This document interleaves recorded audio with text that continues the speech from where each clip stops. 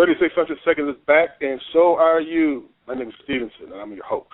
As you know, ordinarily, I am a political op-ed writer for newspapers, magazines, websites across the nation, such as Black Commentator, Political Affairs Magazine, Black Star News, and my own blog, The Buffalo Bullet, or thebuffalobullet.com, where I generally share space with the likes of Gloria Doolin Wilson, Alberta Parrish, Alton Maddox, Charles M. Blow, and Pat Freeman. You can also like 3600 Seconds on Facebook and follow it on Twitter under the handle at 3600 Seconds News. We are also on COB TV. At least my show, Policy and Prejudice, and Pat Freeman's Sports Update. Once again, my guest today is a very special one. She has 50 years of experience as a psychiatrist, extensive experience as a resident, fellow, general and private practice psychiatrist, educated at Howard University Medical School. She's best known for a groundbreaking book she wrote back in 1991. It's called The ISIS Papers, The Keys to the Color, based on the United Independent Compensatory Code System concept by Neely Fuller Jr., and her own Cress theory of color confrontation, exploring and examining the practice of white supremacy. Her name is Dr. Frances Cress Welsing. Dr. Welsing, how are you today? I'm fine, thank you. How are you? Good, good. Welcome to the show. It is definitely an honor to have you. I read this book some time ago, and one thing that sticks out of my mind throughout all the years that, after I read it, is that you said the idea to write this book, if I remember correctly, came to you based on your watching a TV show that came out in 1974. It's called Good Times. Is that right? No. Let me go back. Let me give the background. I'm a general psychiatrist and child psychiatrist practicing in Washington, D.C. During the time that I was training in general psychiatry, 1963 to 1966, I started questioning what was making black people mentally ill. And as a physician practicing in psychiatry, when I would take a history on black patients, there was something about racism always in the history when people were talking about the patterns of their lives or what they felt was causing them to be ill. And there was always something about racism in the history of black patients.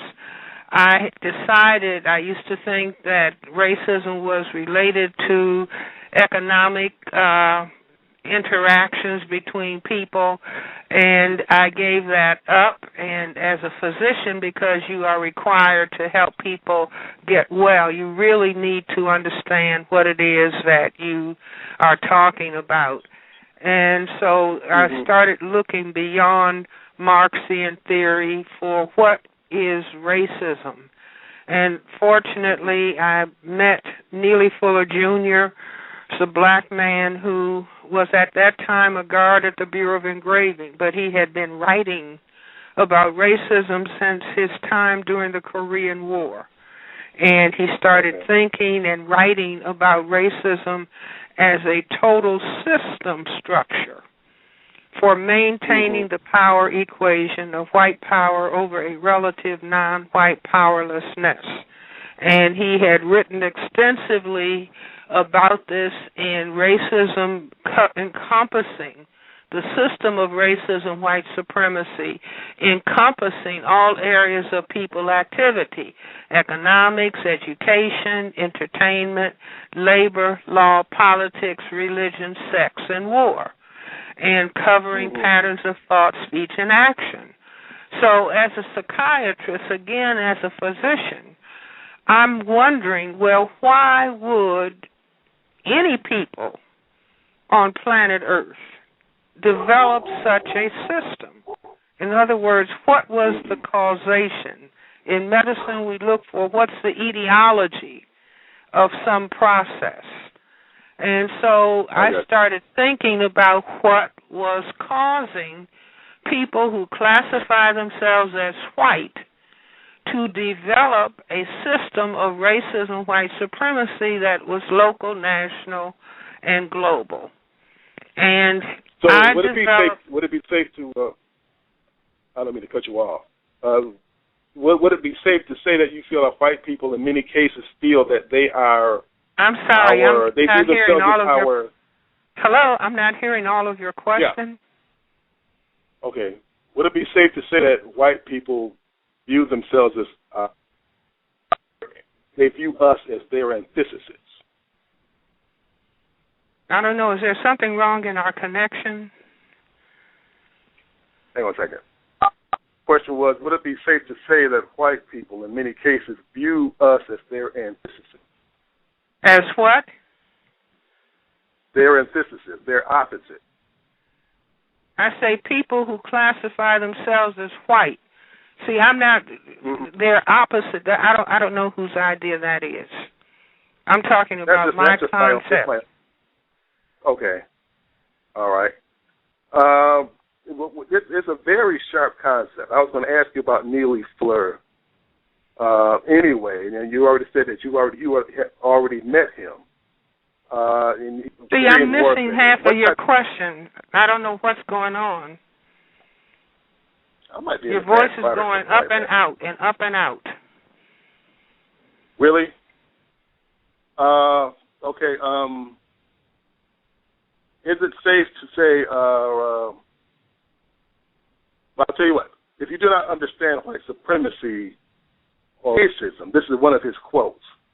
What it is and how it works, and everything else that you understand will only confuse you. Those are some of Neely Fuller's words.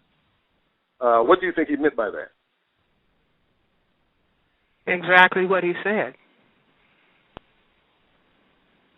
Because a lot of people... See, in other words, maybe you can... Haven't made... Go ahead, man. See, it's not helpful for me to answer what he thinks. You're going to have to interview him. I can tell you what I think. Okay, yeah. Please do. Okay, so let me give you my definition of racism. Racism, white supremacy.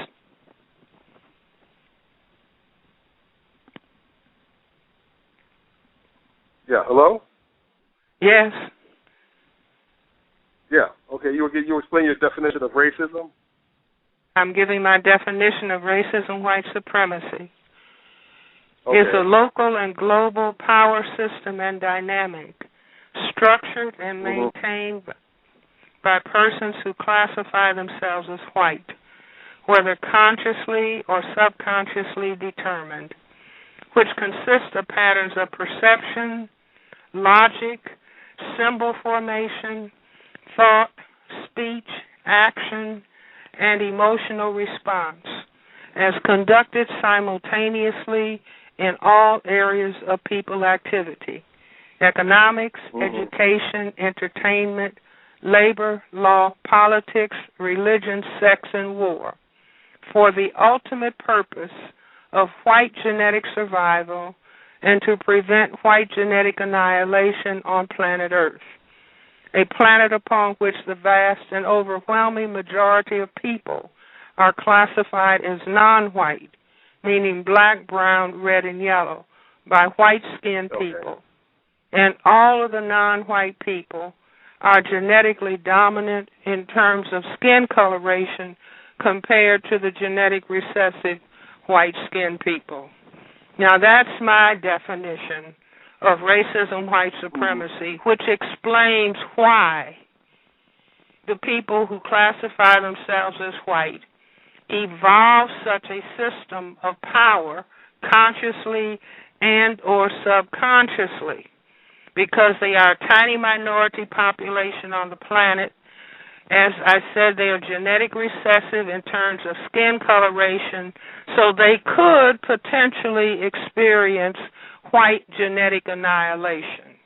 If they don't want to experience white genetic annihilation, then they would have to control the 9/10 majority population on planet Earth that is classified by themselves as non-white, meaning the black, brown, red, and yellow people.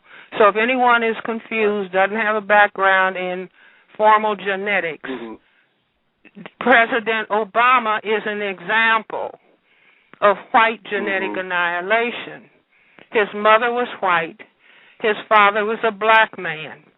Black being genetically dominant, white being genetic recessive, the product would only be a person of color.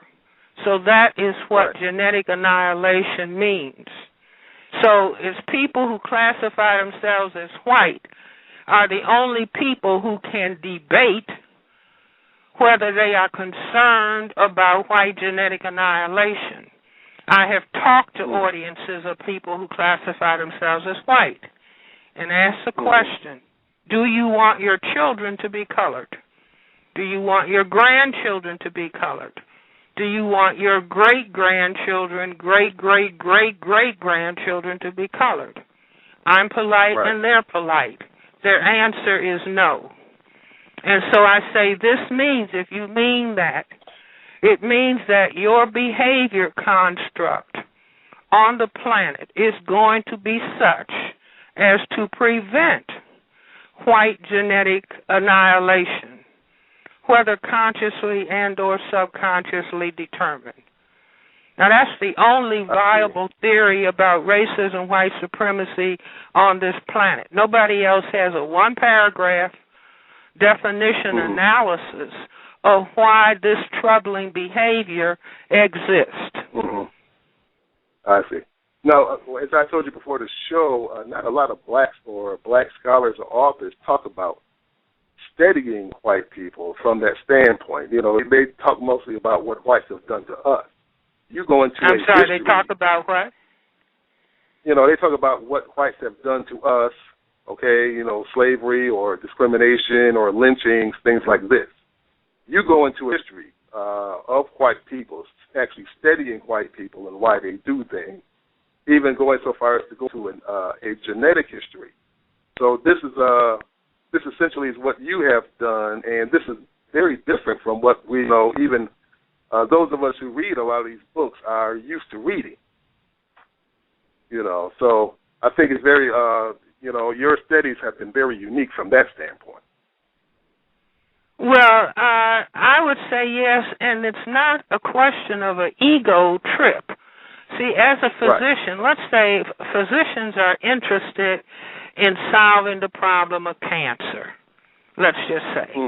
So there are many different laboratories that are studying different aspects of cancer.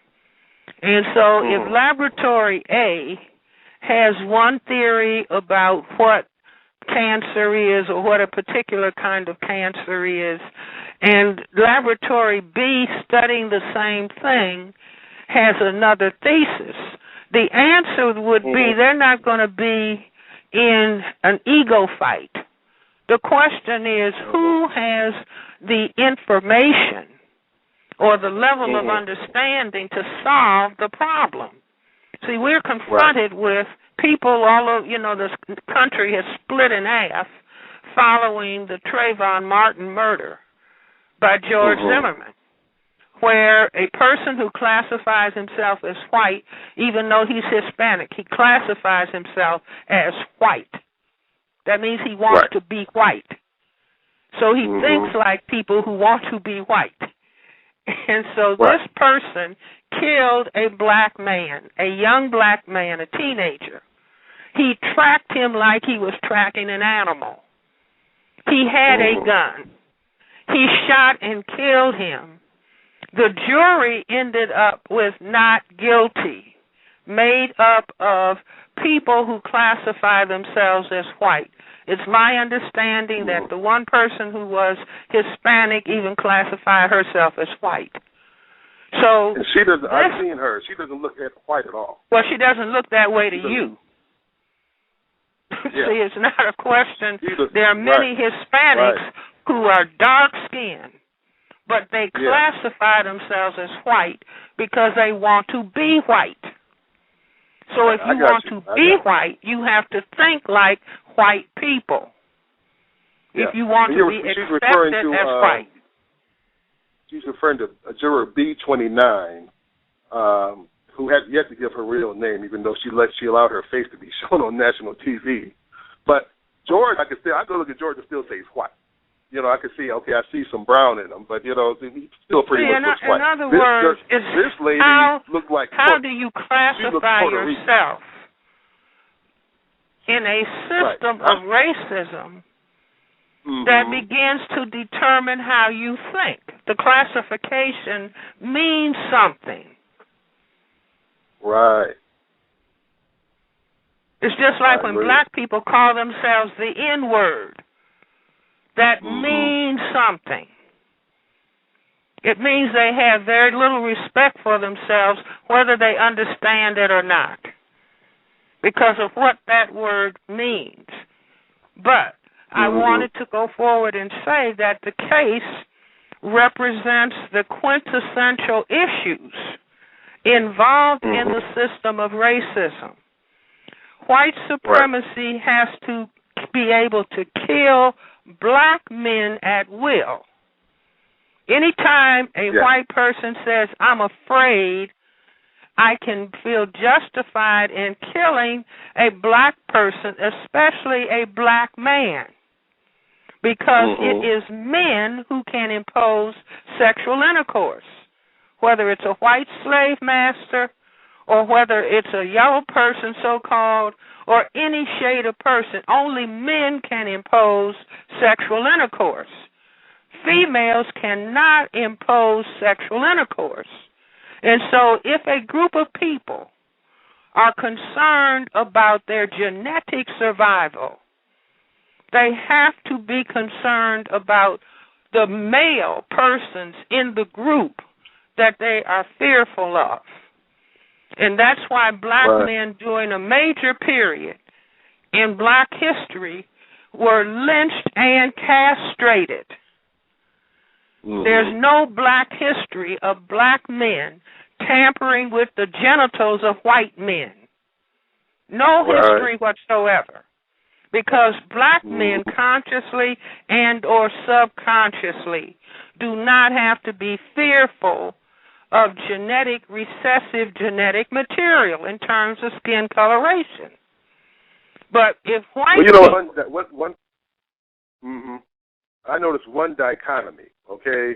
I noticed, like you say, how sensitive white men are about their women dating black men. These same white men, however, seem to be running from sex with white women at the same rate that black are running from bullets. You understand what I'm saying? No. So you say they're running from... Yes, the white men are not really white. The world white population is shrinking. So they're not really, the white men aren't really being as sexual with white females as they want you to think they are. But white females are going... See, I'm not understanding what you're saying. You say white men are not what? White men are really not pursuing, even though they hate for black men to get with white females, they are not pursuing white females as strongly as I suspect they want people to believe they are. Well, white men say they're not men until they have had sexual intercourse with a black woman. Now, that's the ideology within the white collective. White females say their ideal mate is tall, dark, and handsome. Now, what is the common denominator? People who cannot produce skin color find themselves being attracted to the people who can produce color. Black people, of all of the non-white people on the planet, have the greatest genetic potential to produce the black pigment melanin that gives our skin color, gives our eyes color, gives our hair color. And plus melanin is located throughout the body in different parts of the body and the nervous system. So this is what I'm maintaining, that people who want to discuss racism or discuss race, any discussion of race is a discussion of racism. Otherwise, there's no point in discussing race. So if they are interested in it, but if they don't want to deal with a fundamental analysis that takes into consideration the fact that white can experience genetic annihilation, which is what is disturbing to the people who classify themselves as white, because they are being told that they are beginning to become a minority. Yeah. Not only throughout the world, but in the area of the world that is called America. And so I maintain that this is why there is a feverish purchasing of guns and why there cannot be gun control in a population of people who classify themselves as white, who feel that they are surrounded by a majority population of people of color. Now, this is what has been happening historically, and this is what is happening at the present time. Nobody else. You are listening to 3600 Seconds. My guest is Dr. Frances Cress Welsing. If you have a question or a comment for her, you feel free to dial 424-243-9538. Not to cut you off, Dr. Welsing. You mentioned guns, and certainly, like you said, the sales of guns have gone up. The symbolism of white man's greatest invention, one of his greatest inventions, is the gun. How does this relate to Zimmerman always having a gun? Well, again, it's what shall I say? People who classify themselves as white, particularly male persons who classify themselves as white, consciously, subconsciously use the gun as their genitals. In other words, they look at the black man. They think, well, his genetic material is more powerful. So it really is the perception that the black man's genetic material is a weapon, which explains why I thought he had a weapon is always their excuse. The man could be taking out his keys to enter his house. I thought he had a weapon.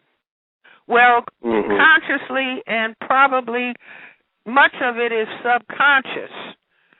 They are thinking about the black man's genitals, the genital apparatus, which the testicles contain the genetic material. And so the gun becomes, in their own language, the great equalizer. He has genetic material that can annihilate me. I have weapon, can do same thing. So that's what stands your ground. You can have a gun anytime you want. Well, how many times, under what all circumstances, are the white male collective thinking consciously, subconsciously about the dominance of the black man's genetic material? I would say that's 100% of the time, which is why black men, racism, white supremacy is a war against black people in general and black male persons in particular, which is why black men are locked up in these prisons. It takes $40,000, $50,000, $60,000 a year to incarcerate one man. Now, why not that man be given a job and paid the same amount of money? He can support himself, support a marriage, and support 2 children. But no, they would rather have the black man unemployed, depressed, buying drugs, and then being incarcerated. So then he is no longer a threat. And after he gets out of prison, he can't vote, he can't get housing, he can't get a loan, he can't do anything. So he has been effectively neutralized. Now, the reason being, and this discussion is not for any black person to be tripping off and spending not 1 second hating white people. This is not a discussion about hating white people. This is a discussion about solving the biggest problem that exists on the planet. And that is the problem of racism, white supremacy. And more important than the problem itself is the denial of racism on the part of people who classify themselves as white, and secondarily on the part of black people who have been taught to be afraid of white people. Black people know they cannot talk about... You have this theory now of a post-racial society taught by white supremacists, Wait a minute. Please say that again. I'm sorry. Okay. You have this theory now called a post-racial society. That's not a theory. That's ignorance. We don't have anything post-racial. No, not at all. I mean, that's going around nowadays, unfortunately. See, it's the language of the system of racism, white supremacy is the lie. Everything is a lie. We are not post-racial. Even the black man who is president has received more death threats than all the other presidents in history combined. He is being demeaned on a daily basis, ridiculed, demeaned, disrespected as no other president has been demeaned and disrespected because he is a black man. He is an intelligent, brilliant person. But the white genetic survival response is we have to make him fail. So we will not pass any legislation that supports any of his ideas. We cannot allow the black man to succeed. Now, the mindset that is behind this behavior is what I am talking about. And no one is seriously interested in solving the problem of race and racism without dealing with the theory of Dr. Francis Cress Welsing. I say that categorically. I want to get into one of your theories, your theory of albinism or albino. I don't have a theory of albinism. Wait a minute. Well, wait a minute, please. I don't have a theory of albinism. Albinism is a genetic disease, not defined by Francis Welsing, defined in the science of genetics. Am I making myself clear? That is not my theory. I am a physician. All right. I understand. You didn't invent the word or anything, but you apply it to the origin of white people. That's the first time I've heard of that. White skin is albinism.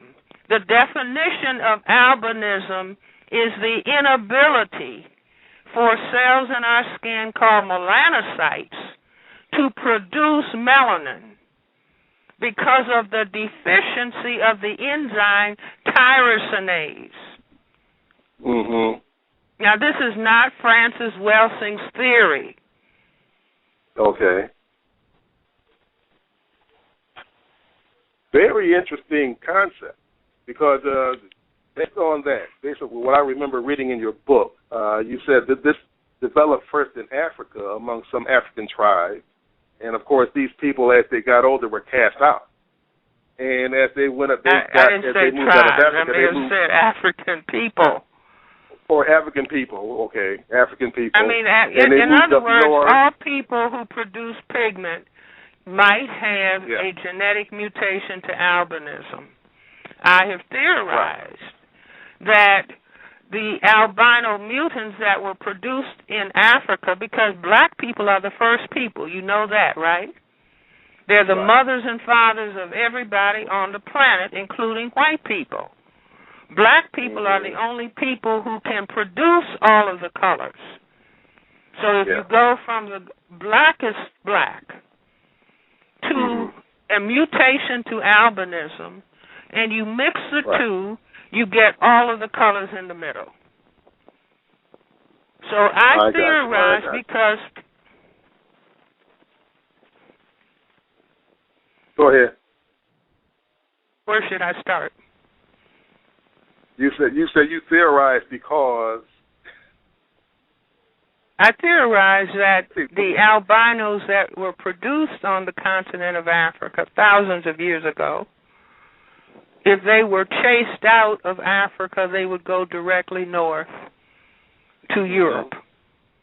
And that's where.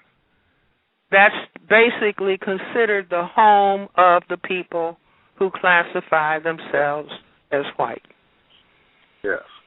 Eventually it will become Europe, I guess. And if you do this over thousands of years, you have different European people, Russian, Italian, Polish, whatever. They all, you know what I'm saying, Irish, whatever the case may be. This obviously took place over a long period of time.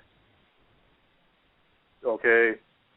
Well, you have all different types of groups of people on the African continent. You have 800 different languages on the continent of Africa. Likewise, in the area that is called Europe, you have people breaking up into different groups by the different names that you have mentioned. Oh, yeah. We have a caller. I don't know if you're just listening. Ma'am, you have a question? If not, that's okay. Some people might just be calling in just to listen in. More on Zimmerman. Oh, I have a question. Right now. Oh, you have a question? Go ahead. Excuse me. I was just wondering if Dr. Welsing could answer a question for me. Oh, wait, go right ahead, please. Okay. I was wondering, are you a member of ASCAC? No, I'm not. Okay. All right. My thing is, once again, getting us back to George Zimmerman, because this poor soul is driving through Texas probably right now, minding his own business but George Zimmerman created a lot of narcissists. You know created a lot of narcissists. In other words, to me, he compromised the American public's common sense to a great degree. Okay, like the Rodney King did with regarding the LAP. In other words, he compromised common sense. He compromised our view of assault and battery. Okay, I think it's columnist Eric Wadger. He pointed out that you don't have to be physical to assault. He compromised our view of self-defense. He compromised a lot of our thinking in a lot of ways where people are now looking at following people, assaulting people, getting physical with people differently than they previously did, I feel, before that situation made the news. Okay, so now, it all started with race. Yes, Zimmerman used race. He called the police, used racial buzz terms, hoping to get the police there sooner. This guy, he looks like he's on drugs. How do you know he looks like he's on drugs? I think he's, as a matter of fact, he's checking me out. And they're like, wait, you following this guy? Don't do that. We wish you wouldn't do that. But after that, based on, in between, we wish you wouldn't do this. And when Zimmerman was talking to his friend, and she overhears him saying, get off of me, and that's the last thing she heard of him, and 1 minute later he's dead, a lot of people, a lot of their viewpoints of right and wrong began to be compromised. You understand what I'm saying, Dr. Welsing? Well, I would just say, basically, the George Zimmerman killing of Trayvon Martin is no different than the hundreds of thousands of other cases where white male persons have gone in pursuit of black male persons with the idea in mind that they were going to kill the black male person. This is the substance of American history. And this case plays it out 21st century by concluding that this most recent case, that the person is not guilty and that basically he can stand his ground, and as a person who classifies himself as white, he can kill a black man simply by saying, I was afraid of him. So this is codified in white genetic survival. And so I'm calling for, if there are courageous people who classify themselves as white, I'm calling on them. They should come forward and talk. There's a very important book that is called Breaking Rank by a white man whose name is Norm Stamper. He's a retired police officer. He has a chapter in his book addressed to what white police officers think about black men. So people who can be honest and who tell the truth are heroic in this time. We need people who will come forth and tell the truth, not be in denial about deadly practices such as occurred in Stanford, Florida, with the killing of Trayvon Martin. And it's also calling upon the large number of black people who are in denial about racism. Black people themselves do a lot of wishful thinking, wanting to believe that the problem does not exist. And I say maybe Trayvon Martin, I hear him crying from the grave. Wake up, black people. Wake up and respect yourselves and face the reality of what is happening.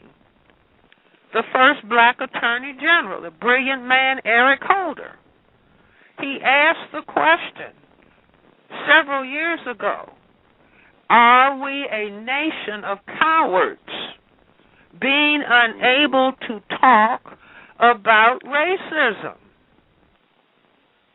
Are we a nation of cowards unable to talk about racism? Now, I tell people that... I got one final question. On that same note, do you think Obama and Holder will order a federal trial for Zimmerman? Do I think President Obama will order a trial? I don't know. I do not know. But I think that black people as a collective, those people who are deciding that they are going to be awake and not dreaming, that they can decide if there's no trial, then they can just black out the holidays, meaning that there's no turkey buying, no Christmas tree buying, no Christmas gift buying, that this will be their statement about justice. They want justice to rain down like Dr. Martin Luther King talked about. White supremacy, racism, is the opposite of justice. Now, I say that it's understandable to me as a psychiatrist. A group of people, 15th century, beginning with Columbus, people who classify themselves as white, started coming out of Europe and circumnavigating the planet. They didn't even know the planet was round. They thought it was flat. But Columbus began the voyages of discovery. And I say what they discovered was every place on the planet, the people were colored people. Right. The only place there were white people was in Europe, that area of the world. And if the men in those voyages I guess if they were sexually frustrated and they had sexual relations with the colored women, and it took 9 months for the boats to be repaired, they realized all the children ended up looking like their mothers, their colored mothers. Yeah. And so they could realize that white could disappear. So what they learned from that was, if we are going to survive, we have to control the entire planet of colored people. They have to be under our control.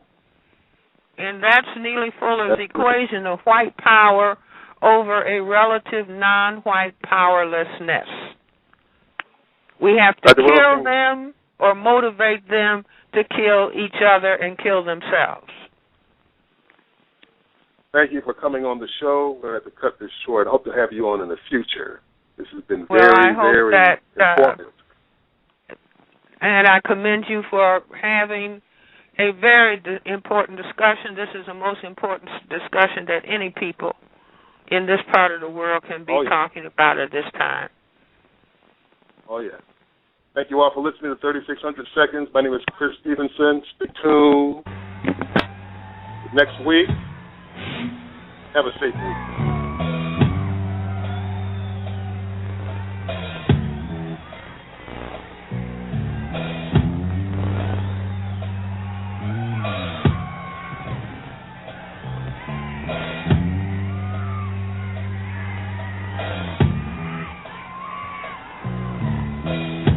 You guys want to hear a really good joke? I found out a good use for black people. You can hollow them out when they're dead and make them into wetsuits.